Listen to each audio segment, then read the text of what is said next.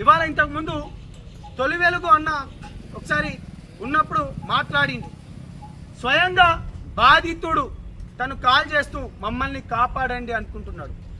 ఇవాళ మేము చెప్పేది నిజాలు బయటికి రావాలి.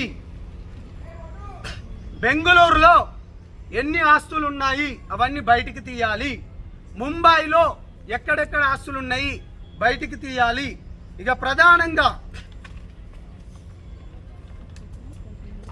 నల్గొండ జిల్లాలో ఎవరైతే మెయిన్ కల్పరిట్ బాలాజీ అతని తోడున్న మధు అరెస్ట్ అయినప్పుడు గత కొద్ది నెలల క్రితం నల్గొండ ఎస్పీ గారు అరెస్ట్ చేసినప్పుడు మీ అందరికీ మీరు ఈ వీడియో విజువల్స్ మంచిగా చూపండి.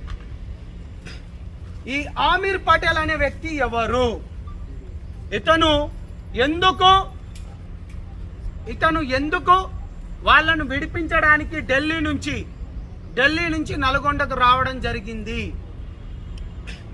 ఇక్కడున్న మధు గురించి మీకు అందరికి తెలిసిన విషయమే. ఆమీర్ పటేల్కి మధ్యలో ఉన్న శివ చౌహాన్ ఇతను ఎందుకున్నాడు,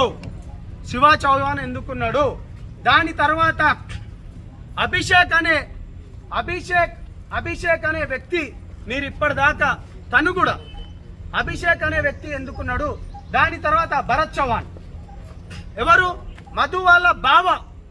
ఈ ఒక్క ఫోటో చాలండి, మిగతాది ఏదొద్దు. ఈ ఒక్క ఫోటో పైన ఇన్వెస్టిగేషన్ చేయండి.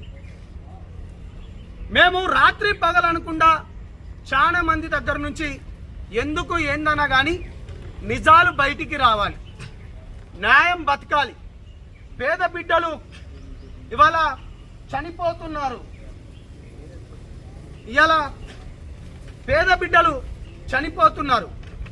దీనికి ఆన్సర్ కావాలి మాకు.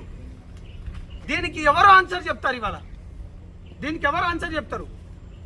నాకు సంబంధం లేదన్నారు కదా మంగ్లీ గారు, నన్ను మభ్యపెట్టిండ్రు కదా నీతి నిజాయితీ ధర్మం ఉన్నంతో.